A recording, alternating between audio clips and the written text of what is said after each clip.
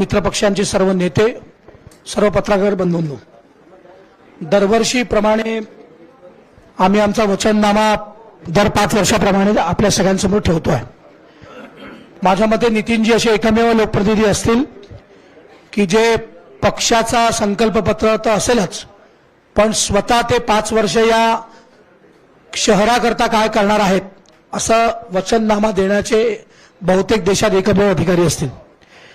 अशा प्रकारची हा संकल्पनामा तयार करण्याकरता, हा वचननामा तयार करण्याकरता एक समिती होती। त्याचे संयोजक मान्य गिरीशजी व्यास होते, त्याचे सहसंयोजक मान्य जयप्रकाशजी गुप्ता, मान्य गिरधारी मंत्री होते। जवळपास 28 लोकांची समिती होती।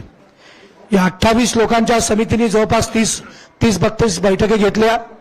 विशेषतः कामगार, कष्टकरी महिला, मोलकरणीच्या संस्था, स्वयंरोजगार आधारित सगळे वर्ग, रिक्षा चालक, विद्यार्थी, तरुण, नोकरदार, सगळे सीए, उद्योजक, सर्व प्रोफेशनल्स, सगळे इंजिनियर, प्राध्यापक, पत्रकार, व्यावसायिक क्षेत्रातले म्हणजे बांधकाम क्षेत्रातले सर्व व्यापारी, सर्व क्षेत्रातले दुकानदार, छोट्यातला छोट्या टपरीपासनं तर मोठ्यातल्या मोठ्या शोरूम पर्यंतचे सर्व लोक, सर्व साहित्यिक, सर्व कलाकार, सर्व राजकीय क्षेत्रात काम करणारे जे कार्यकर्ते आहेत, सोबतच सर्व संपादक, पत्रकार यांच्याशी चर्चा करून हा वचननामा आम्ही तयार केला आहे। आम्ही ईमेलवर सूचना मागितल्या होत्या, शेकडो सूचना त्याच्यावर आहेत। आमच्या इंस्टाग्रामवर, आमच्या अकाउंटवर, आमच्या पेजेसवर सगळ्या सूचना आल्या। त्याचा अंतर्भाव आम्ही याच्यात केला आहे। सर्वांच्या सूचनेनुसार हा वचननामा आम्ही तयार केला आहे, तो आपल्या सगळ्यांसमोर ठेवतो आहे। मुळात हा वचननामा नागपूर शहरातला जो शेवटचा व्यक्ती आहे त्याच्यापर्यंत जे काम नितीनजीने आजपर्यंत केलं आहे ते सगळ्यांच्या समोर आहे। ते काही खूप मी सांगायची गरज नाही, आणि जे काम यानंतर नितीनजी पुढच्या 5 वर्षात करणार आहे त्याचा एक लेखाजोखा आम्ही तुमच्यासमोर मांडला आहे। आपण सगळेजण या वचननाम्याच्या प्रेसला आले त्याबद्दल आपल्या सगळ्यांचा आभारी आहे। मी माननीय नितीनजीला विनंती करतो की त्यांनी सुरुवात करावी। हाय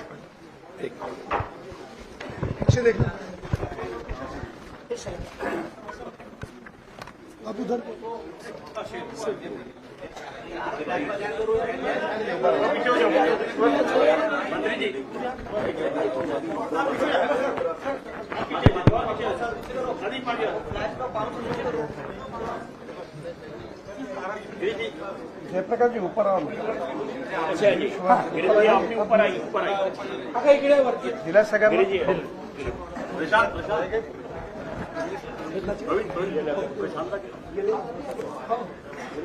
थोडे जवळ जवळ आहे असे ये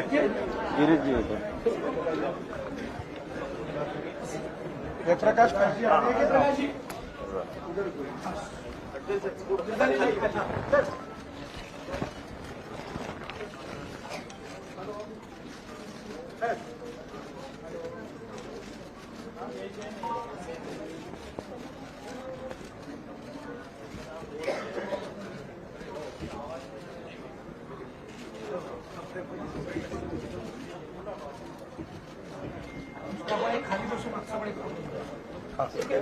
खाली बस। अच्छा तुम हाँ, ये पीछे में जो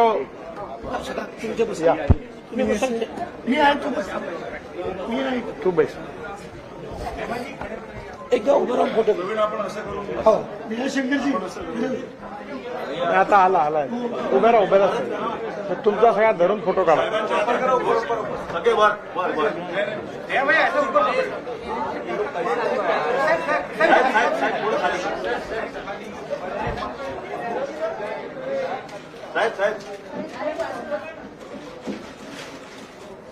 जरा खाली करा।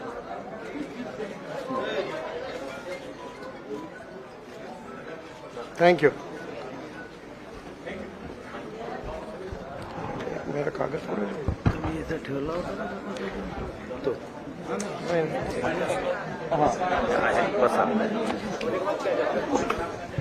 सभी सम्मानित पत्रकार बंधुओं को कापियां मिल गई होगी।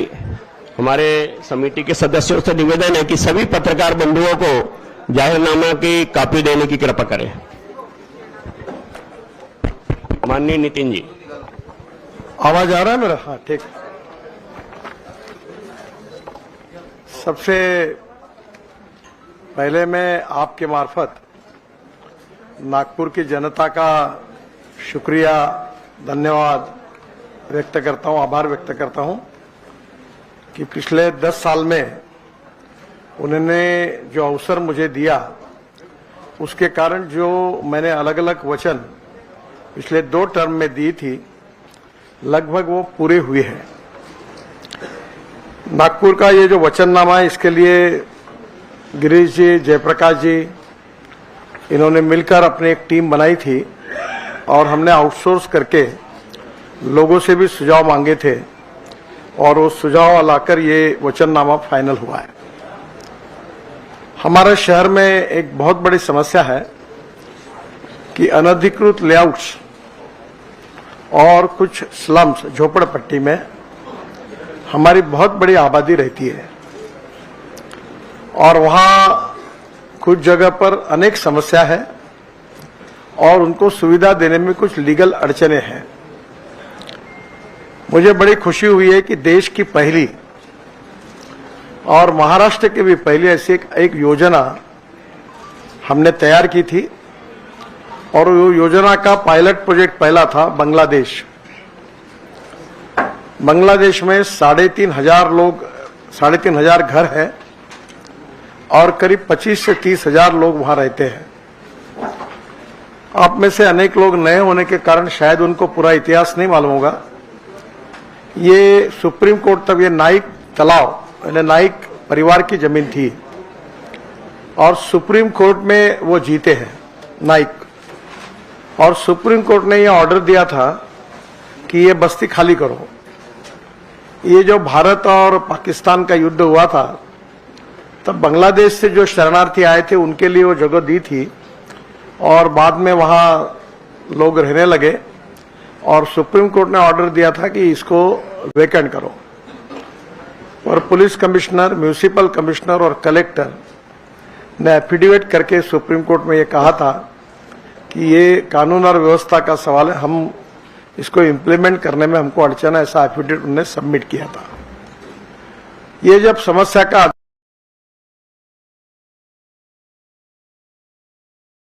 अध्ययन करने के बाद करीब मेरे यहाँ उन कार्यकर्ताओं की, वहाँ के एमएलए विकास कुंभारे और दीपक देवघरे करके वहाँ का एक सुशिक्षित व्यक्ति है हमारा कार्यकर्ता, तो सब जानकारियां इकट्ठा की गई और ये सब जानकारी इकट्ठा करने के बाद उस बांग्लादेश के लिए एक स्कीम तैयार की गई और स्कीम ये थी कि जो जहां बसे उनको मालकी हक से वो रजिस्ट्री करके नाइक जो है वो करके देंगे और वो मालकी हक से अपने मालिक बन जाएंगे और कारपोरेशन का टैक्स लग जाएगा, पानी का मीटर लग जाएगा उनको अधिकार से, इलेक्ट्रिक का मीटर लगेगा और सबसे बड़ी बात है कि वो बैंक में मॉर्गेज कर सकेंगे, लोन ले सकेंगे।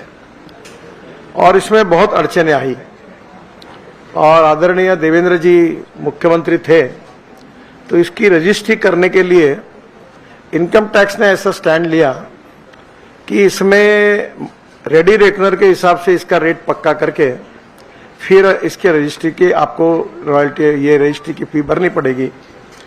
फिर हमने देवेंद्र जी को रिक्वेस्ट की और महाराष्ट्र सरकार ने विशेष बात करके कैबिनेट में निर्णय किया और बहुत ही रिजनेबल प्राइस में रजिस्ट्री हुई। और इनकम टैक्स का जो प्रॉब्लम था उसके लिए सीबीडीटी के चेयरमैन काफी 5-7 बार दिल्ली मीटिंग हुई। आखिरी में वित्त मंत्री निर्मला सीतारामन जी को मैंने आमंत्रित किया, उनको समस्या बताई और पहली बार भारत सरकार ने भी आउट ऑफ वे जाकर एक्चुअल जो रजिस्ट्री हो रही है, जो कीमत है वो रेडी रेकनर के हिसाब से 5% भी नहीं थी, तो उन्होंने वो उस कीमत को पकड़ा और रजिस्ट्री शुरू हो गई। अभी तक 550-600 रजिस्ट्री हो गई और अभी जल्दी ही पूरी हो जाएगी। ये पहला सफल प्रयोग हुआ है। अब इसी के आधार पर हमने, महाराष्ट्र सरकार ने और देवेंद्र जी ने एक योजना लाई थी, झोपड़पट्टी के पट्टे दिए। तो पट्टे देने के बाद उसके ऊपर लोन नहीं मिल सकता या वो घर बना नहीं सकते। तो हम लोग ये कोशिश करेंगे कि बांग्लादेश फार्मूला को नागपुर के सभी अनधिकृत लेआउट्स के जो जगह है वो, और दूसरी ओर जो हमारी विशेष रूप से झोपड़पट्टी ऐसी है वहां उनको मालकी हक देकर हम उनको बसाने की कोशिश करेंगे ताकि वो अपना घर अच्छा बना सके, घर के लिए बैंक से लोन ले सके और नागपुर स्वच्छ सुंदर होने में उनका सहयोग प्राप्त हो। तो पहली बात ये काम नागपुर की कम से कम अंदाजन 6 से 7 लाख की आबादी अनधिकृत लेआउट और झोपड़पट्टी में रहती है और ये जो यशस्वी फॉर्मूला बांग्लादेश का हुआ है नया, पहली बार देश में हुआ है, पहली बार महाराष्ट्र में हुआ है कि जमीन जिसकी है उसने रजिस्ट्री करके मालक बनाया। तो ये योजना हम पूरे नागपुर में लागू करेंगे।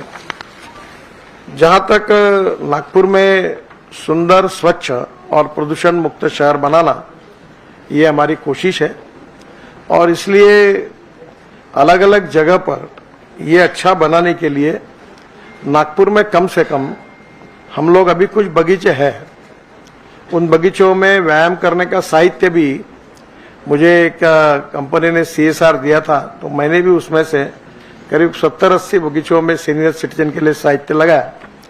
पर ये बगीचे जिस स्टैंडर्ड के है उतने नहीं है, तो हम ये कोशिश करेंगे कि नागपुर में कम से कम 100 अच्छे बगीचे जो सभी प्रकार से आकर्षण का केंद्र हो, लोग वहां जा सके, ऐसे कुछ बगीचों में सुधार करेंगे, कुछ नए निर्माण करेंगे और कुछ जगह प्लांटेशन करेंगे, ऐसे बगीचे बनाएंगे। एक बात बहुत नागपुर की समस्या हो रही है कि आजकल बड़े प्रमाण पर रोड पर पानीपुरी, भेलपुरी, समोसा, चाइनीज सब खाने के लिए लोग जाते हैं और ये संख्या बहुत बढ़ रही है। पोहा वाले के भी धंधे लाखों करोड़ों में होने लगे, ताकि पोहा के, तो वो लोग वही खाते। हेल्थ और हाइजेनिक पॉइंट ऑफ व्यू अच्छा रही है। तो अभी इस समय हमारे डेवलपमेंट प्लान में ऐसी कोई प्रोविजन नहीं है कि जो हम लोग फ्रूट वेजिटेबल मार्केट्स, उसके साथ इस प्रकार का फूड मॉल तैयार करें। तो ऐसे भी कुछ योजनाएं हमने तैयार की है। पहली बार फुटाड़ा में एक ऐसा प्लान किया है कि जहां 25 रेस्टोरेंट और 3 बड़े बड़े हॉल जिसमें कम से कम 15,000 लोग एक समय खड़े होकर और उसी रेट में जो रोड पे खाते उसी रेट में मिले, और हॉकर्स जो है उनको भी इसकी व्यवस्था करें। तो हम नागपुर में ऑलरेडी 7-8 मार्केट पे तो लगभग काम शुरू हो गया। लंदन स्ट्रीट में ये प्रोविजन हमने की है अलग अलग मार्केट्स की। फ्रूट वेजिटेबल मार्केट का एक स्पेशल पैकेज है। महाराष्ट्र सरकार से उसको 100 करोड़ का अनुदान भी मांगा है, शायद मिलेगा। और अंडरग्राउंड पार्किंग होगी, नीट एंड क्लीन होंगे और ये सब मार्केट लोगों को फ्रूट वेजिटेबल्स और इसकी सबकी सुविधा होगी।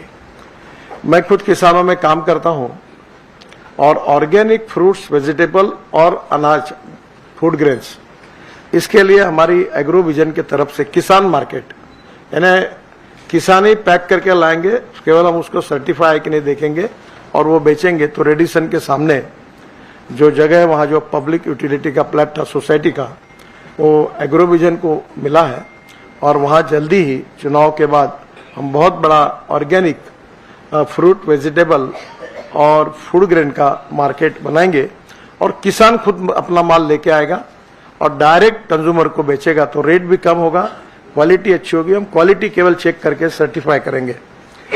ये जो नागपुर में फ्रूट वेजिटेबल और फूड मॉल के करीब 50 मार्केट हम बना रहे हैं। आपको पता होगा कि होलसेल मार्केट गांधीबाग इतवारी में सेंट्रलाइज होने के कारण उसकी बहुत बड़ी समस्या है। आपको चलना ही मुश्किल है। मैं अभी इस समय प्रचार यात्रा में गया था तो हमारी गाड़ियां गई तो रोड पैक था पूरा, पैदल भी कोई जा नहीं सकता था। बहुत कठिनाइयां हैं। अब मेयो हॉस्पिटल से लेकर सुनील होटल तक, लकड़गंज पुलिस स्टेशन तक 4 लेन रोड बन रहा है और इस रोड पर महाराष्ट्र सरकार की PWD कारपोरेशन जो है, जिसके MD दीक्षित साहब है अपने मेट्रो के, उन्होंने ऑलरेडी नक्शे फाइनल होने तक लोगों से बातचीत हुई है। हम किसी को वहां से निकालेंगे नहीं, जितने लोग हैं उनको उतनी जगह देंगे, ये हमारा फॉर्मूला है। तो दही बाजार, पोहा बाजार, लोहा बाजार और जो हरिगंगा गंगाराम जी के ऑफिस से जो मार्केट था वो, उसके पीछे में कारपोरेशन की स्कूल और ऐसी छोटी छोटी 6 मार्केट्स हम वहां बना रहे हैं और वहीं के लोगों को वही एडजस्ट करेंगे। पार्किंग अंडरग्राउंड होगा। दूसरी ओर सबसे बड़ी समस्या थी होलसेल किराना मार्केट की, और हमने 47 एकड़ लैंड ये जो किराना मार्केट जो है उसके लिए कलमना के बाजू में दी। उसका भूमि पूजन देवेंद्र जी और मैंने किया है, उसका आर्किटेक्ट, उसका डिजाइन, सब बातें मैंने खुद देखी और उसके कार्य का शुभारंभ हो गया। अब इतवारी का पूरा होलसेल किराना और ऑयल मार्केट ये पूरा नागपुर के कलमना जाने के कारण इतवारी गांधीबाग का कंजेशन कम होगा। एक और एक प्रपोजल है कि जो पुलिस स्टेशन है गांधीबाग का, ये पुलिस क्वार्टर्स है, उसमें हम लोग एक बहुत बड़ा कॉम्प्लेक्स बना रहे हैं और उसके साथ साथ वहां पार्किंग की सुविधा कर रहे हैं। करीब 300-350 कार, 500-700 स्कूटर्स, और उसके साथ पुलिस के क्वार्टर भी पूरे रहेंगे। और हम कल्याणेश्वर मंदिर का एक 91 करोड़ का प्लान बनाया, वहाँ 8 क्वार्टर है, तो पुलिस को अच्छे क्वार्टर बना के देंगे। पुलिस के जो बच्चे हैं उनके लिए हेल्थ का लिए एक बड़ा जिम बना के देंगे और एक स्विमिंग टैंक वहाँ होगा जिसका फायदा वहाँ के गरीब, क्योंकि वो बड़ा कंजेस्टेड एरिया है, और सब पार्किंग होगा और कुछ कमर्शियल करके उससे रेस्टोरेंट तैयार करके उस पैसे से ये बनाने का प्लान है। ये जो हमारे ट्रक्स है जो शहर के अंदर आते हैं, इसकी बहुत बड़ी समस्या है। और आपको ये भी पता होगा कि ये जो वर्धमान नगर में एक फूड कॉर्पोरेशन के गोडाउन्स है, फिर ये अजनी में है, तो अभी काफी विचार करके हमने, माननीय देवेंद्र जी ने अपने अर्थ मंत्री थे तो बजट में 1200 करोड़ रुपए नागपुर में लॉजिस्टिक पार्क के लिए दिए, और फिर कलेक्टर साहब को जिम्मेदारी दी थी, और एग्जैक्टली जहां हमने ड्राईपोर्ट बनाया सिंधी में, जहां से डायरेक्ट एक्सपोर्ट इंपोर्ट शुरू होगा, वहां हम लोग कुछ clusters, industrial clusters, export import से रिलेटेड, जैसे लक्कड़गंज में लकड़ी आती है, मैक्सिमम बाहर से आती है और यहाँ काट के फिर बाहर जाती है, तो वही इस प्रकार की इंडस्ट्री का क्लस्टर। और सबसे बड़ी बात, ये 1200 करोड़ का उपयोग करके देश का सबसे बड़ा लॉजिस्टिक पार्क वहां हम बना रहे, और बुट्टीबोरी से टर्न होने के बाद नागपुर जिला और वर्धा जिला के बीच में टुवर्ड्स सिंधी जो जगह है, जो रिलायंस की रेलवे लाइन जाती है उसके आगे, उस पूरी जगह का उपयोग हमें लॉजिस्टिक पार्क के लिए कर रहे हैं, जो डायरेक्ट हमारे रिंग रोड से भी जुड़ेगी और जिसके कारण शहर के अंदर का ट्रक ट्रैफिक एकदम कम हो जाएगा, शहर अच्छा होने के लिए उपयोग होगा। अभी जो अजनी का मल्टी मॉडल हब था उसमें 1200 करोड़ रुपए एनएचआई ने मंजूर किए थे, और उस प्रोजेक्ट को भी डिजाइन किया गया। बीच में कुछ लोग कोर्ट में गए और उसके कारण अटका था। मैंने भी एक दिन तय किया कि अब इसको छोड़ दो, नहीं करना। तो अभी उसमें ऐसा हुआ कि रेलवे ने अपना अजनी और मेन स्टेशन 5 स्टार स्टेशन बनाने का काम हमने शुरू कर दिया है, और अभी हम रेलवे की जगह के बजाय हम नहीं लेंगे वो जिसके ऊपर ऑब्जेक्शन हुआ था। एक्चुअली वो होता तो रेलवे के क्वार्टर्स, बगीचे अच्छे बनते हैं, पर वो देखकर उसको हमने ड्रॉप किया है। पर महाराष्ट्र सरकार की 3 जमीनें हैं, एक है इरिगेशन की कॉलोनी, दूसरी है हेल्थ डिपार्टमेंट की कॉलोनी नेशनल कॉलेज के बाजू में, और तीसरा है जेल। तो जेल को शिफ्ट करने के लिए जगह निश्चित हो गई है, और हम जेल उसी पैसे में बनाएंगे, और ये जेल जो है ये अत्याधुनिक जेल होगा, सब वेल इक्विप का होगा, उसकी जगह निश्चित हुई है।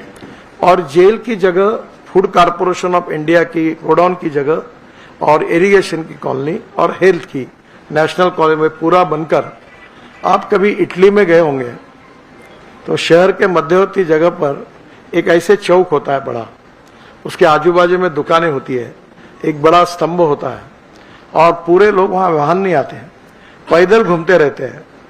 और उस प्रकार का एक यूरोपियन हर देश में, हर शहर में ऐसा होता है।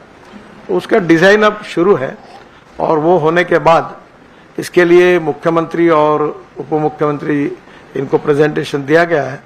जल्दी उसके काम की भी हम शुरुआत करेंगे। जो ट्रक्स है उसके कारण एक टर्मिनल एनआईटी ने बनाया था, पर ट्रक वालों के मेंटेनेंस और दुरुस्ती के जो काम होते हैं वो भी लोगों को न्यूसेंस हो रहा है।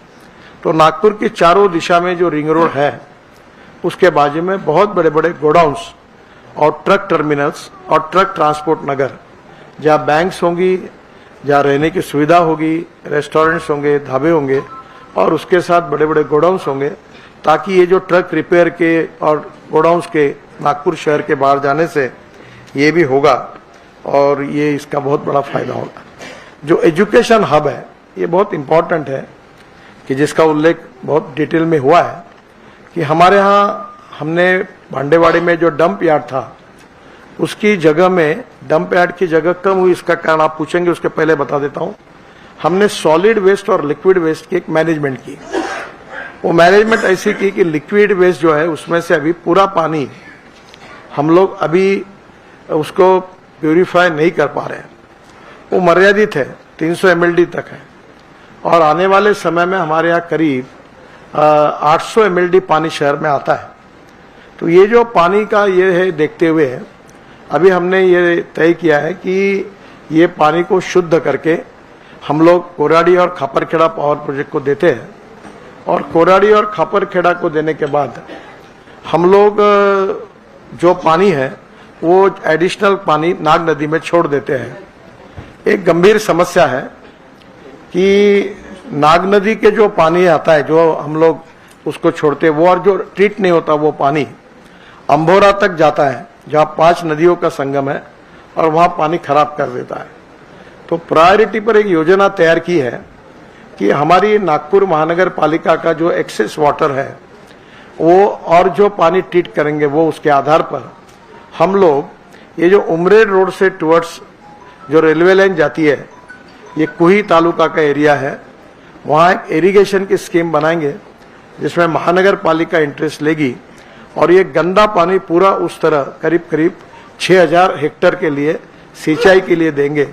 और अगर कुही में कोई बड़ा इंडस्ट्री आए, बीच में प्रयास हुआ था कि रिफाइनरी आए और रिफाइनरी के लिए काफी आगे तक हम गए थे पर अभी तक उसमें यश मिला नहीं है। अगर वो कोई आता है तो उनको जो पानी लगेगा इंडस्ट्रियल उसके लिए पूरा हम कुही के एमआईडीसी को देंगे, पर उसमें अभी तक कोई इंडस्ट्री अभी तक नहीं आ पाई। तो ये पानी इरिगेशन को जाएगा, आगे जितना बढ़ता जाएगा वो कुही में इंडस्ट्रियल क्लस्टर डेवलप होगा, वहां जाएगा। अब ये जो कचरा था, ये कचरा नागपुर शहर का उठाने के लिए हम 500 रुपए टन, 250 रुपए टन टिपिंग फी देते थे। अभी हमको ये कचरा उठाने की फी देने के बजाय महानगर पालिका को 50 रुपए टन मिल रहा है। ये जो 50 रुपए टन जो मिल रहा है, इसका कारण एक नीदरलैंड की कंपनी आई है, वो कचरे को सेग्रीगेट करेगी, ग्लास, मेटल और प्लास्टिक, उसका रिसाइकलिंग करेगी और जो एग्रीगेट है वो कंस्ट्रक्शन के काम में आएगा और जो ऑर्गेनिक है वो बायोडाइजेस्टर में डालकर वो सेग्रीगेट करने के बाद उससे सीएनजी और एलएनजी तैयार करेंगे 28 टन पर डे। और ये हमारे नागपुर के लिए बहुत बड़ा वरदान होगा। ये आपको पता है कि एक बैद्यनाथ ने एलएनजी पंप डाला है रिंग रोड पर, फिर अभी उन्होंने 3-4 पंप अलग अलग जगह पर डाल रहे हैं। यहाँ कामठी रोड पर कौस्तुभ गुप्ता है, उन्होंने सीएनजी के पंप डाले हैं। नागपुर में पाइपलाइन से सीएनजी आने वाला है। इसकी विशेषता ये है कि 100 रुपए का डीजल जहां लगता है वहां 50 रुपए का सीएनजी लगता है, उतना ही।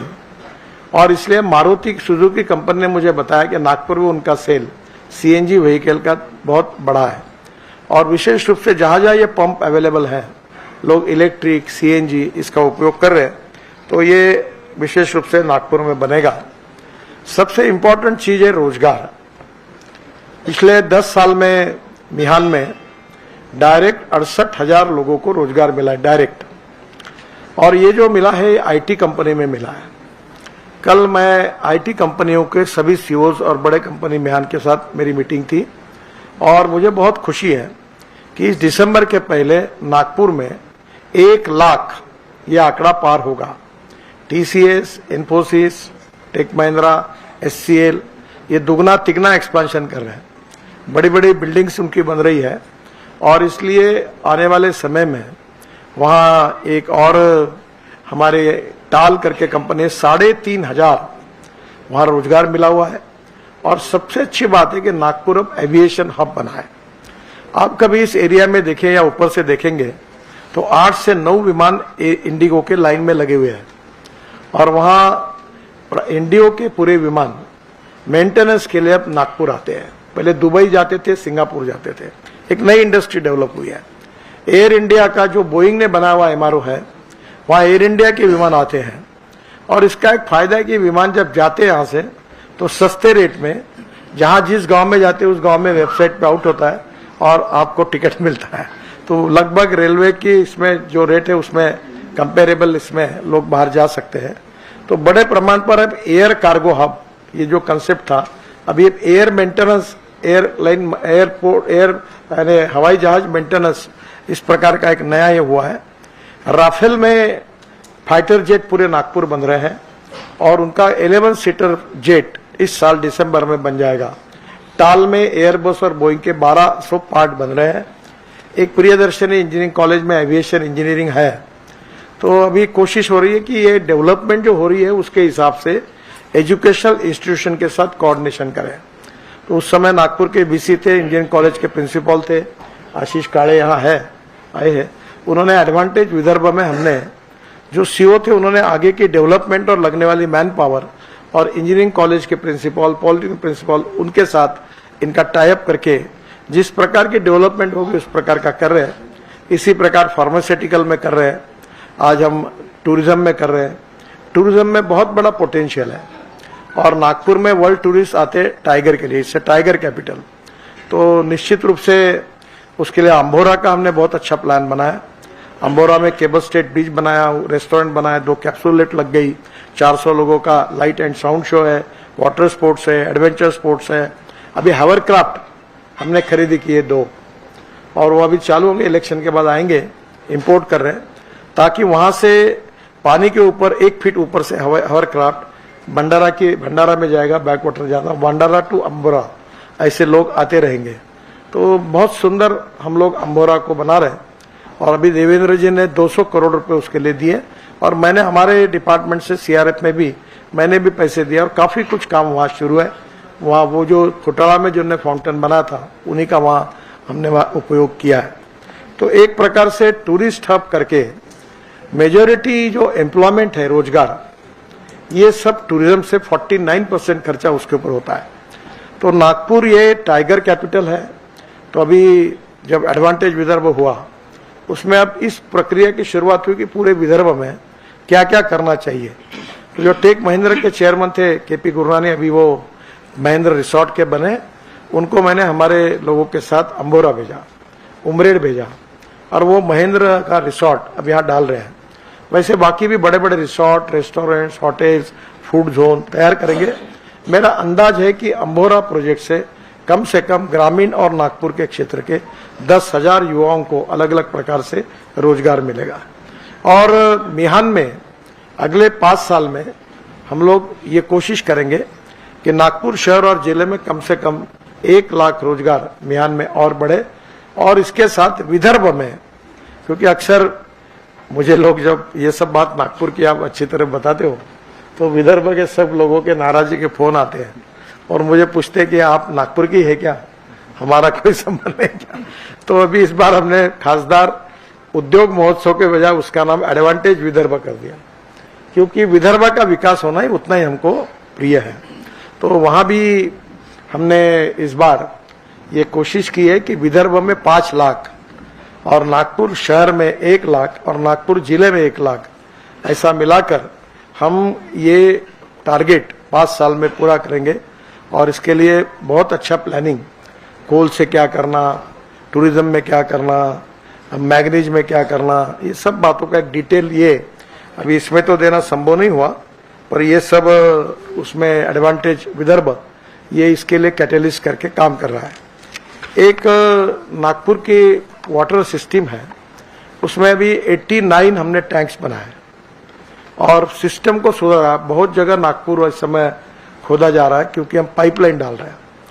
तो नेचुरली नागपुर में पाइपलाइन डालकर हम लोग बड़े प्रमाण पर जो अनधिकृत लेआउट से जहां टैंकर से पानी पुरोठा करना पड़ता है, काफी टैंकर बंद हो गए। और अभी हमने हमारे यहाँ जो कंपनी काम, उनका एक पूरा स्क्रीन पर एक पूरा ये तैयार है कि कहाँ कितना पानी जा रहा, कहाँ कम है। तो जल्दी ही हम ये कोशिश करेंगे। अभी नागपुर में 60 से 70% लोगों को करीब 20-24 घंटे तक पानी है, पर अभी बाकी जगह नहीं है। तो 6 महीने में ये प्रोजेक्ट पूरा करे, पाइपलाइन पूरी करे। और 79 पानी की टंकियां हमने बनाई हैं और 10 टंकियों का काम चल रहा है और करीब 60 टंकियां ऐसी है जिसमें 2 टंकियों को जगह नहीं मिली है और 5 टंकियों के टेंडर निकालने के हैं।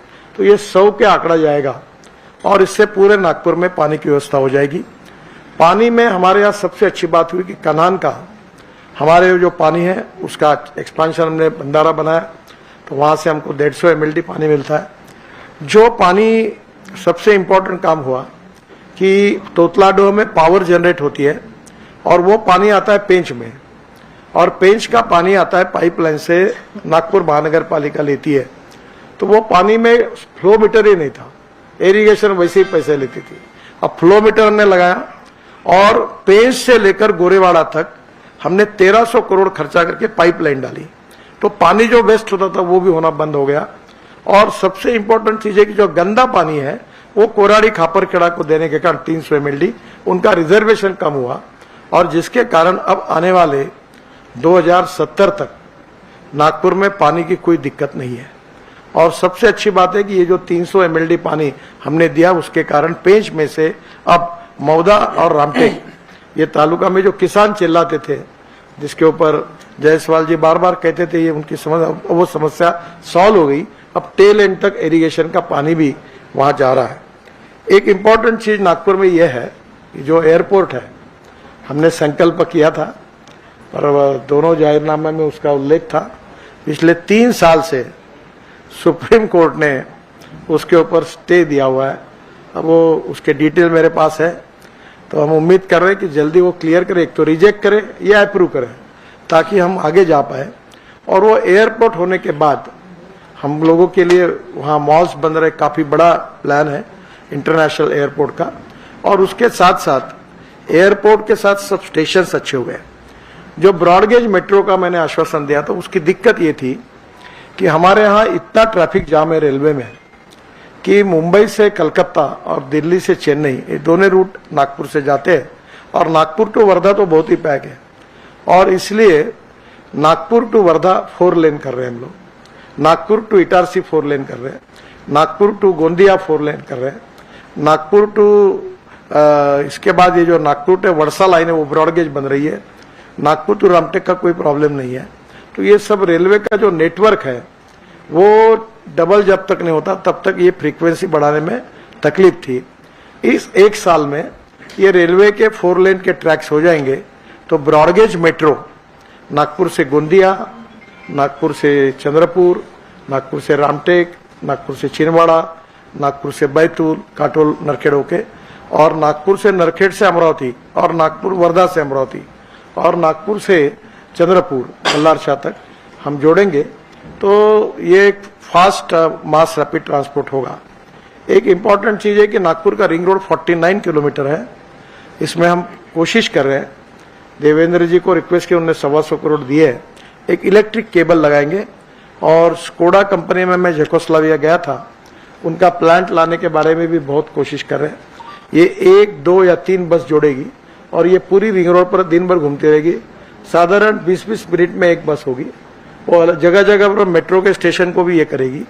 और जिसके कारण मुझे विश्वास है कि नागपुर की एक दिशा से दूसरी दिशा जाने का जो प्रवास है वो सस्ता भी होगा, और ये पूरे इलेक्ट्रिक पर होने के कारण इसका टिकट रेट काफी डीजल बस के तुलना में 25% सस्ता होगा। बसेस एयर कंडीशन होगी। तो ट्रांसपोर्ट में हमने पूरी चिंता की है। दोनों स्टेशन हमारे अच्छे हो रहे हैं, इतवारी स्टेशन अच्छा हो रहा है, बाद में गोधनी स्टेशन अच्छा हो रहा है, और नागपुर से वर्धा के स्टेशन भी ब्रॉडगेज मेट्रो के इसमें से हम अच्छे करेंगे। तो नागपुर का सर्वांगीण विकास होने के लिए हमने 3 और महत्वपूर्ण मुद्दे उठाए थे। एक था कल्चरल, जिसमें सुरेश भट्ट सभागृह बना। उसी प्रकार से नागपुर में वाड़ी के बाद पंजाबराव कृषि विद्यापीठ की जगह पर हम 2000 कैपेसिटी का वसंतराव नाइक इनके नाम से एक बड़ा ऑडिटोरियम बना रहे हैं, और 300 करोड़ रुपए वहां एग्रो कन्वेंशन सेंटर के लिए मंजूर हुए हैं। महाराष्ट्र सरकार ने और देवेंद्र जी ने उसमें विशेष रूप से मदद की है। उसका टेंडर निकल गया है, हम भूमि पूजन नहीं कर पाए। और जो रिंग रोड है उसके बाजू में एक 5 स्टार या 3 स्टार होटल निकाल रहे हैं, ताकि ये इंटरनेशनल कन्वेंशन जब होगा तो वर्ल्ड से लोग यहाँ आएंगे तो उधर भी व्यवस्था उनके रहने की होगी। तो ये भी एक बहुत महत्वपूर्ण बात है। और ये कन्वेंशन सेंटर अगर साल भर चला तो ये कम से कम 30,000 40,000 एम्प्लॉयमेंट कांस्टेंट क्रिएट करेगा, जो नागपुर की इकोनॉमी को बूस्ट करेगा। नागपुर में स्पोर्ट्स इवेंट हमने अच्छी की। अब एक प्रयास ये है कि नागपुर की हर विधानसभा क्षेत्र में 2 स्विमिंग टैंक और ऐसे कम से कम 12 नए हम तैयार करेंगे। हेल्थ क्लब जो है, मिहान में एक स्विमिंग टैंक और एक हेल्थ क्लब तैयार किया है, जिसमें 1500 से 2000 लोग एक समय व्यायाम कर सकेंगे और उसमें महीने का रेट केवल 500 रुपए होगा, ताकि हमारे गरीब घर के लड़के वहां आए और उसमें जाए। करीब जो 350 स्टेडियम्स हैं, कुछ रात को क्रिकेट खेलने के लिए ऐसे, उसका अध्ययन हमने किया, कुछ प्लानिंग भी किया, कुछ व्यवस्था भी की। और एनआईटी के पास जो प्लांट है जिसमें जो गंदा पानी उपलब्ध होता है, वो हम उस ग्राउंड को स्कूल, कॉलेज और महानगर पालिका और यहाँ प्लांट से जितना पानी निकलता है, नागपुर की गवर्नमेंट स्कूल हो, यूनिवर्सिटी के कॉलेजेस हो, प्राइवेट स्कूल हो, और नागपुर में कंस्ट्रक्शन के लिए पानी लगता है उसके लिए हो, ये रिसाइकल किया हुआ पानी हम पूरी तरह प्लांटेशन के लिए हो, सब जगह उसका उपयोग करेंगे। मैंने खुद इनिशिएटिव लेकर नागपुर के रिंग रोड पर ग्रीन प्लांटेशन मेरे एक मित्र और मैंने किया है, बहुत सुंदर अभी हुआ है। उसी प्रकार से सब रोड पर प्लांट लगा रहे हैं। थोड़ा मैं नागपुर की जनता को अपील करता हूं कि इस प्लांट में पानी देना, इसकी रक्षा करना, उनका भी हमको सहयोग मिलेगा। एक योजना है, अभी तक उसमें कामयाबी उतनी नहीं मिली, बीच में आई थी, एनआईटी ने कोशिश की थी कि नागपुर में जिनके बड़े घर हैं और जो फ्लैट सिस्टम है, वहां कम से कम एक ऑरेंज का अच्छा पेड़ लगाए। और हम कोशिश करेंगे कि जो अच्छे क्वालिटी के ऑरेंजेस है, उस नर्सरी से हमने कांटेक्ट किया है। वो कलम तो बहुत महंगी है, पर कोशिश करें कि 50 से 60 रुपए तक हम एक एक कलम लोगों को देंगे और ऑरेंज सिटी के हिसाब से हर अच्छे घर में एक ऑरेंज का प्लांट लगेगा। ये शहर में हम लोग कम से कम 25 लाख प्लांट लगाने का हमने प्लान किया है, इंक्लूडिंग मिहान। कल मिहान के सभी सीओस को मैंने कहा कि मिहान में कम से कम 2 लाख प्लांट लगने चाहिए 3 मीटर के ऊपर के। हमने अनेक जगह पर ट्रांसप्लांटेशन भी किया है। और विशेष रूप से जो कंक्रीट रोड है, ये देश में पहली बार व्हाइट टॉपिंग टेक्नोलॉजी का उपयोग करके बहुत सस्ते में हमने बिटुमिन रोड के ऊपर कंक्रीट की लेयर रखी है। दोनों बाजू में ड्रेनेज सिस्टम है, वाटर के लिए व्यवस्था की है और वाटर कंजर्वेशन की भी व्यवस्था की है। और ये बहुत लोग चर्चा करते हैं कि कंक्रीट रोड क्यों बनाते हैं, इससे तो तापमान बढ़ता है।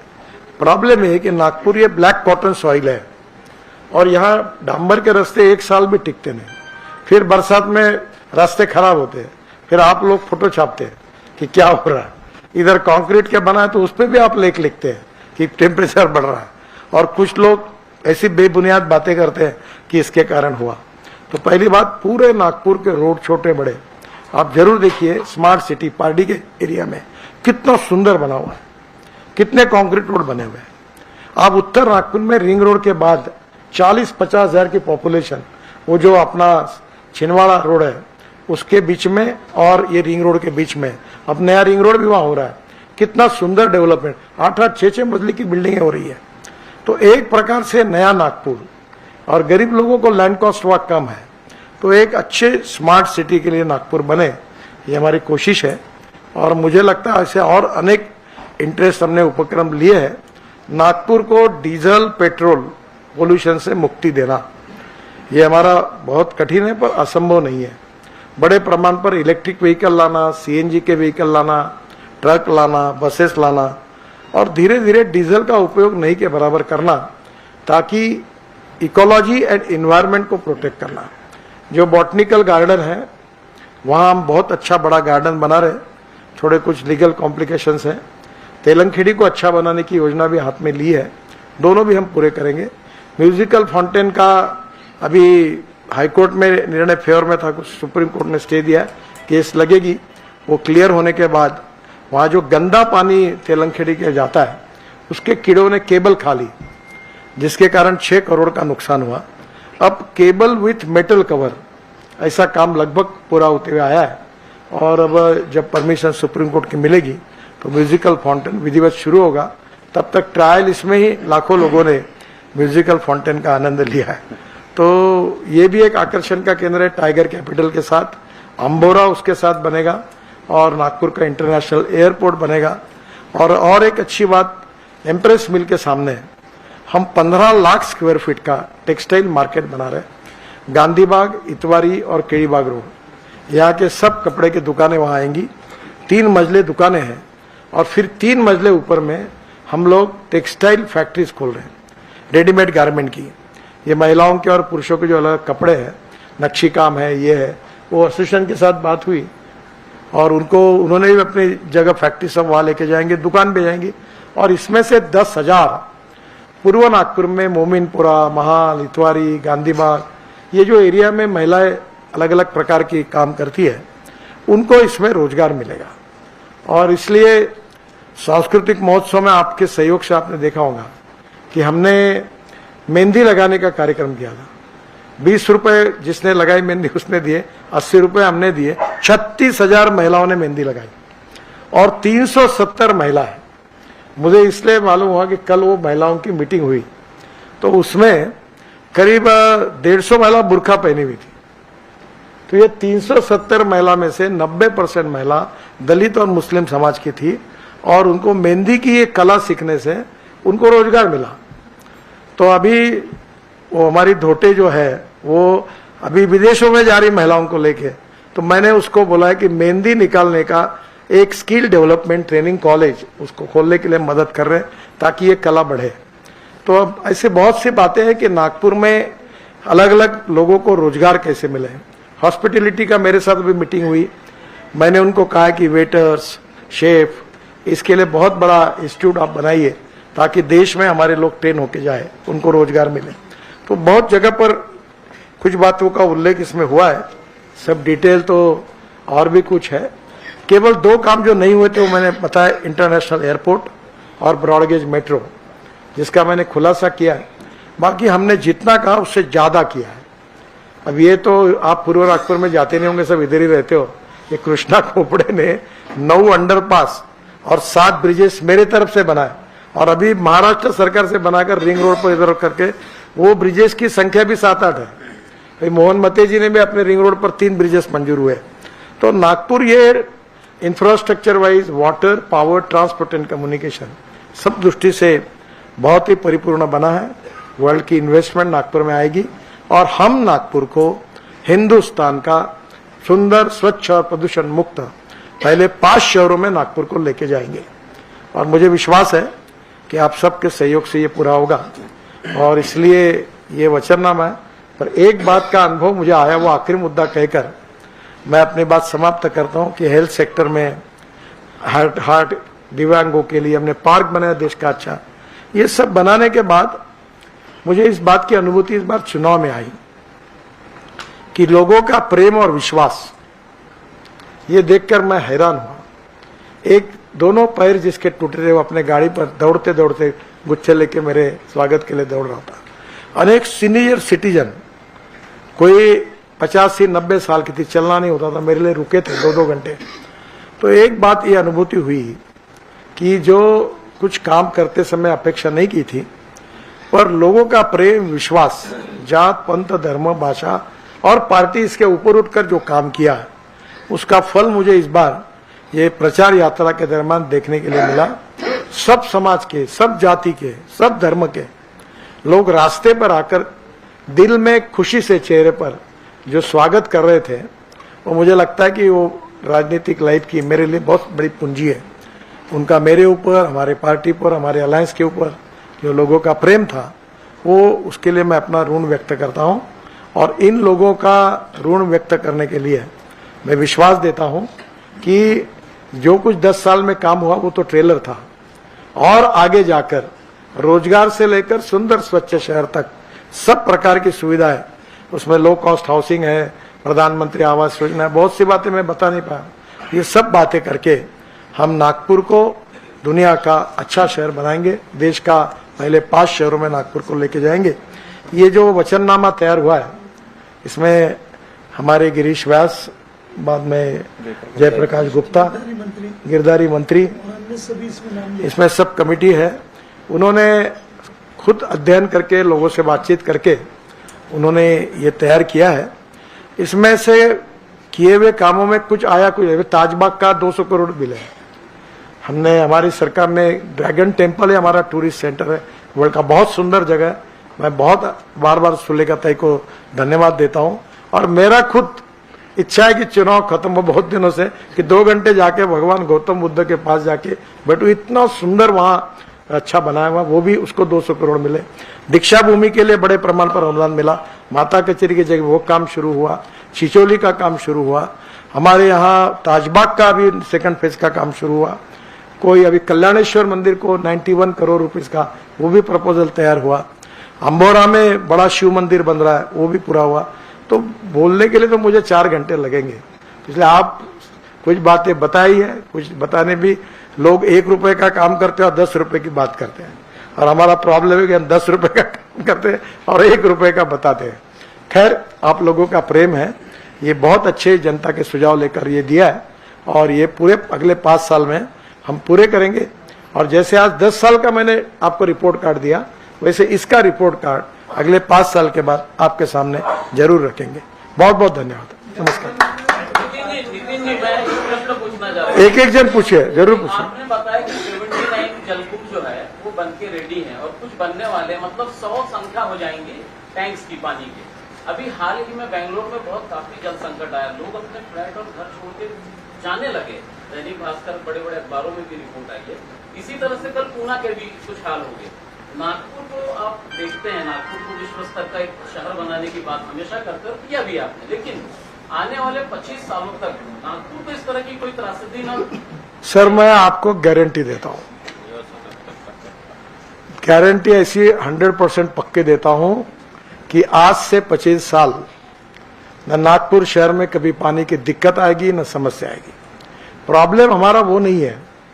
प्रॉब्लम हमारा ये है कि पानी की हमारे पास पहले तोतलाडोह जो है, इसमें मध्य प्रदेश से पानी आता है। ये पहले 25% 30% तो हमारा रोज हार्ट बीट बढ़ती थी। अभी पिछले साल ये 95% हुआ, और इस समय जब खर्चा करके आप दुबकाले में तो वो 60% था। अभी पेंच का है, कनान में हमने बंदारा बना लिया, वो भी हमारा 150-500 ml पानी है। प्रॉब्लम हमारा ये है, जो आपको बताना मैं नहीं चाहता था, पर पूछे तो बता देता हूं, कि हमारे पास 750-800 ml पानी आता है, और हमारे पास 350-400 ml का हिसाब है। 400 ml पानी कहाँ घुस रहा है, किसके यहाँ जा रहा है, इसका हमको पता ही नहीं है। तो दिस इज ए प्रॉब्लम। अब उसको कंप्यूटर पर एक एक जगह पाइपलाइन डाल के कोई लीकेज है, ये है। तो मैं आपको बताता हूँ, पानी की कमी नहीं है, पानी के डिस्ट्रीब्यूशन और नियोजन की कमी थी, उसमें काफी सुधार कर रहे हैं। और बहुत अच्छा प्लानिंग, इतना सुंदर है कि जैसा हम कंक्रीट रोड बनाते वैसे वो खोदने के लिए आता है और पाइपलाइन डालता है। अब ये दुर्भाग्य है कि कोई एजेंसी में तालमेल ही नहीं होता, और मुझे बड़ा डर होता है कि ये प्रॉब्लम है। तो आप चिंता मत करिए, पानी की कोई समस्या नहीं। आपने थोड़े दिन पहले इन्फ्लुएंसर्स के साथ एक मीटिंग की, आपको यूथ पॉइंट ऑफ व्यू से क्या-क्या इनपुट्स मिले, उसको प्लीज शेयर करिए। और यूथ के लिए आप नागपुर में क्या करें? युवाओं के लिए एजुकेशन और रोजगार। अब इसके बाद नागपुर के किसी भी लड़के को उच्च शिक्षा के लिए मुंबई और पुणे जाने की जरूरत नहीं पड़ेगी। जो यूनिवर्सिटी सिम्बोसिस 10,000 बच्चे पढ़ रहे हैं, अब नर्सिंग मुंजी KG to PG यहाँ आ रहा है, और ट्रिपल IIT है। IIM नागपुर का हिंदुस्तान का अच्छा है, लॉ स्कूल है, अब ये 5 मेडिकल कॉलेजेस हैं। तो नागपुर में एजुकेशन के लिए युवाओं को अब सबसे अच्छी फैसिलिटी मिली है। दूसरी बात, माध्यमिक शिक्षण और बाल बच्चों के लिए शिक्षा, इसमें भी बहुत क्वालिटी एजुकेशन का हमने प्लानिंग किया है। कारपोरेशन की कुछ स्कूलें जो चला नहीं पाए, अभी उसमें भी दयाशंकर तिवारी जी थे, उन्होंने बहुत अच्छे प्रयोग करके अच्छी स्कूलें चल रही है। पर अगर जहां हम नहीं कर पाएंगे तो वहां हम लोग कोई जो स्कूल का 100% रिजल्ट है और जो पहले रेपुटेड है, उसका ट्रैक रिकॉर्ड अच्छा है, उनके साथ ज्वाइंट वेंचर करने की भी कोशिश करेंगे। तो एक तो शिक्षा है, दूसरा रोजगार है, और रोजगार के बारे में डिटेल आपको बताया। तीसरी बात, पूना, मुंबई, बेंगलोर, हैदराबाद जो लोग गए थे, वो धीरे धीरे अब नागपुर आना शुरू हुआ है। और नागपुर में जो नए लोग हुए उनको रोजगार के लिए बाहर जाने की जरूरत नहीं है। जैसे परिसर में जब पब्लिक ओपिनियन की जाती है तो आप सबसे पहली चॉइस है, 70% लोग आपके फेवर। हाँ, मोमिनपुरा में। अरे आपके मुंह में घी शक्कर।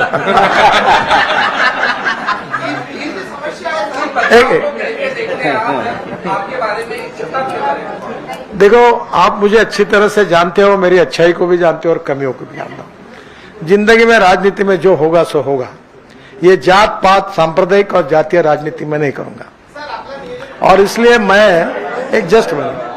मैंने कोविड में जो काम किया, मैं आरोग्य सुविधाओं का, कैंसर, हार्ट पेशेंट का काम करता हूं, किडनी ट्रांसप्लांटेशन, अभी सिकल सेल और थैलीसेमिया, ये शेड्यूल कास्ट समाज की सबसे बड़ी चैलेंजिंग समस्या है। दुर्भाग्य से समाज को इसके धोखे के बारे में पता नहीं है। मैं एम्स में, मेडिकल और मेयो में केवल सिकल सेल और थैलीसेमिया शेड्यूल कास्ट के लिए special ward, special research centre कर रहा हूं।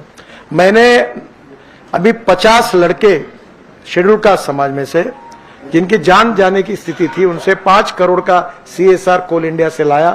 डॉक्टर रुगवानी और टीना अंबानी और मैं रिलायंस में बड़ा कार्यक्रम हुआ और उनको 10 लाख रुपए पर ऑपरेशन के साथ बोन मैरो का 50 लड़कों का ऑपरेशन किया।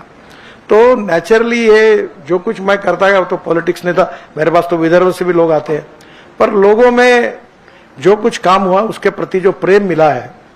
मुझे ईद के दिन मैं मुबारक देने के लिए मोमिनपुरा गया था, रात को 12 बजे गया और 10-5 मिनट में वहां 3-4 हजार लोग इकट्ठा हो गए और नारे देने लगे मेरे का।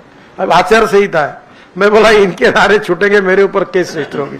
मैंने 5-7 लोगों को दौड़ते हुए गाड़ी में बैठा और निकल गया। तो ये लोगों का प्रेम है। अगर यही हमारी पूंजी है तो अच्छी बात है कि जात, पंथ, धर्म, भाषा और पार्टी, मैं नाम नहीं लेता, कई कांग्रेस वालों के सब काम मेरे पास आते जो आज मेरे विरोध में घूम रहे हैं।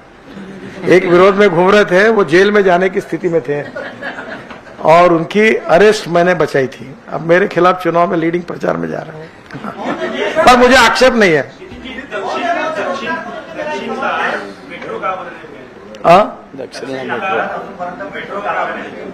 नहीं, हाँ, ये नहीं, वो ऐसा है कि सब जगह मेट्रो नहीं जा सकती। मेट्रो का खर्चा पर किलोमीटर 325 करोड़ नागपुर का है। अब वो 450 करोड़ का, इतना बड़ा इन्वेस्टमेंट करना मुश्किल है। बस जाणार एक वो जो इलेक्ट्रिक बस की बात की ना मैंने,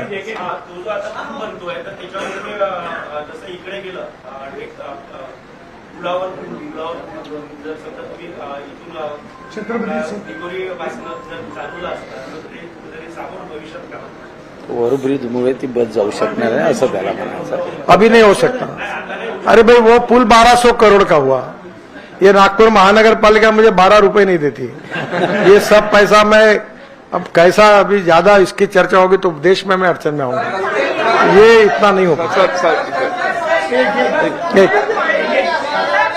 आपकी भी एक पार्टी बन गई क्या? एक हाथ ऊपर करो मेरा। हाँ, यस यस, आप खड़े हो जाइए, पूछिए, बाकी चुप बैठ जाए। आता आपलं जे विदर्भ मित्र मंडळ आहे आणि पुण्यातले जे विदर्भ आहे त्यांचं एक मित्र मंडळ आहे, ते 50,000 आपल्या इथून जे नोकरी आणि रोजगारानिमित्त पुण्यात गेले, अशा 50,000 युवांना परत आणत आहे 2 दिवसासाठी आणि मोफत व्यवस्था केली आहे त्यांनी। याचा अर्थ इथून 50,000 आपल्या मुलं तिकडे शिक्षण रोजगारासाठी गेले आहेत। भाई, खरी गोष्ट हो आहे। ना? मग यानंतर नाही झालं असं, जाऊ नये याच्यासाठी काय व्यवस्था? तेच तर सांगितलं। सिम्बॉसिस आलं इथे, मेजॉरिटी लोक कुठे, मी तुम्हाला सांगतो, MBA आणि याच्याकरता जास्त जायचे, सिम्बॉसिसला जायचे। मी स्वतः सिम्बॉसिस मध्ये माझा ऍडमिशनचा कोटा आहे सगळ्या देशात। मीच नागपूरच्या मुलांना लाईनीने सिम्बॉसिस मध्ये ऍडमिशन करून दिल्या। आता ते सगळे आता नागपूरला करायला आपण करतो, इथे करतात, त्यामुळे आता जाणार नाही। एक नागपुर के लीडिंग अखबार में एक आर्टिकल छपा है रोजगार को लेकर कि पिछले 15 वर्षों में विदर्भ में एक भी इन्वेस्टमेंट नहीं आया है। 1996 का इंदोरामा छोड़ दिया गया, तो नागपुर में भी इन्वेस्टमेंट नहीं आया, ऐसा कहना है उनका। तो आप अब उस व्यक्ति को मैं नमस्कार करता हूँ। अभी 450 करोड़ आने वाले सब यहाँ ये जो अपना मदर डेयरी का प्रोजेक्ट का काम शुरू हुआ है, 40 लाख लीटर दूध पर डे करेंगे, कम से कम 10 लाख किसानों का दूध लेंगे और यहां से पूरा वर्ल्ड में एक्सपोर्ट करेंगे। जिसका विदर्भ के इकोनॉमी को फायदा होगा। अब ऐसे बहुत से यूनिट आए हैं, खुले हैं।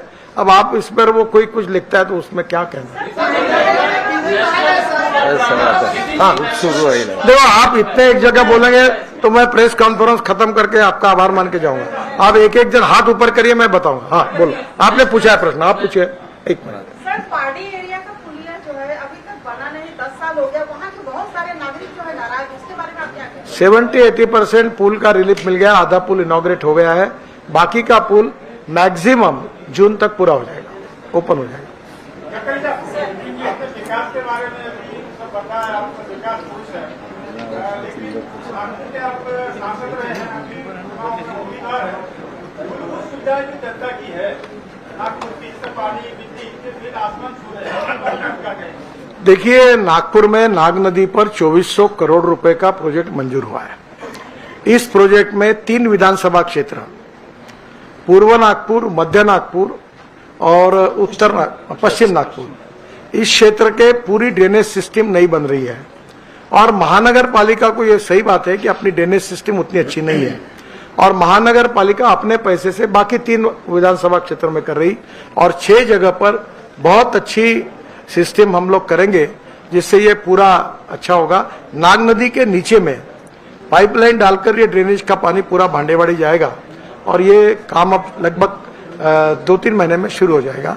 ये ड्रेनेज का भी प्लानिंग किया है, ड्रिंकिंग वाटर का भी किया है, और बरसात में जो पानी जगह जगह पे आता है उसमें भी हम लोग अध्ययन करके उसको भी सॉल्व करेंगे। बस हाँ, एक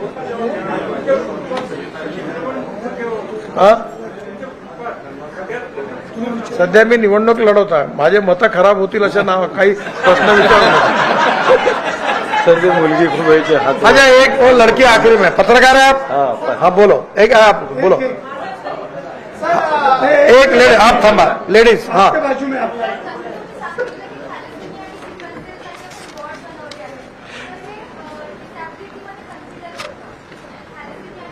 नाही, मी बर्ड हे होत नाही कन्सिडर, ते जे त्याची डेफिनेशन वेगळी आहे आणि त्याच्यात सिकल सेल आणि थॅलिसेमिया कव्हर होत नाही। पण एक तुम्हाला एक अजून चांगली गोष्ट सांगतो, वर्धा रोडवरून तुम्ही गेल्यानंतर जिथे रिंग रोड क्रॉस होतो तिथे एक बर्ड पार्क बनवला आपण देशात, बर्ड पार्क। तिथे आंब्याची झाडं आहेत, चिक्कूची झाडं आहेत, सगळ्या फळांची झाडं आहेत, तिथे एक कॉफी शॉप आहे, त्याचा आता पार्किंगवरची कंपाऊंड वॉल झालेली आहे, आणि तिथली फळं फक्त माणसाला तोडता येणार नाही, ती फक्त पक्षीच खाऊ शकतील असा बर्ड पार्क तयार झाला आहे। निवडणूक झाली, निकाल लागल्यानंतर त्याचं उद्घाटन होईल, आणि हा भारतात पहिल्यांदा झाला। दिव्यांग पार्क, याच्यात touch therapy, smell therapy, water therapy, international स्टँडर्डचे इक्विपमेंट आहेत, तुम्ही एकदा बघायला जा। आपण या वेगवेगळ्या प्रकारचे इनिशिएटिव्ह घेतले। हा last last last last last hi, हा बोला।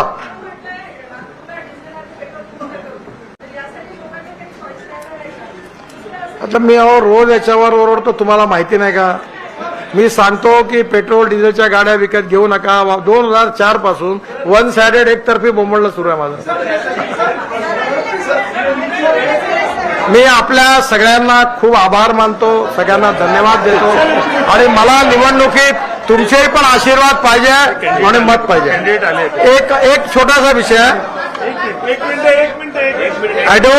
ॲडव्होकेट धानू उर्फ दादासाहेब वलथरे हे भोई समाजाचे अध्यक्ष आहेत, आणि या दादासाहेब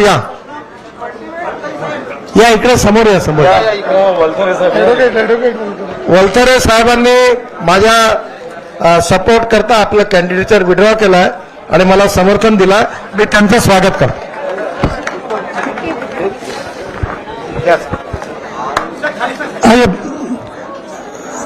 दिल्लीचे माजी आमदार प्रवीणजी आपलं स्वागत करतात। प्रवीणजी माथुर, ओके। बहुत सगळ्या जेवण करून जा आपण।